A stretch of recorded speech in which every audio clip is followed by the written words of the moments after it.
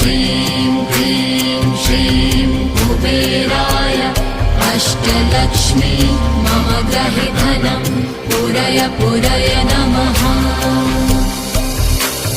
ॐ ह्रीं श्रीं क्लीं श्रीं कुबेराय अष्टलक्ष्मी मम गृहे धनं पूरय पूरय नमः।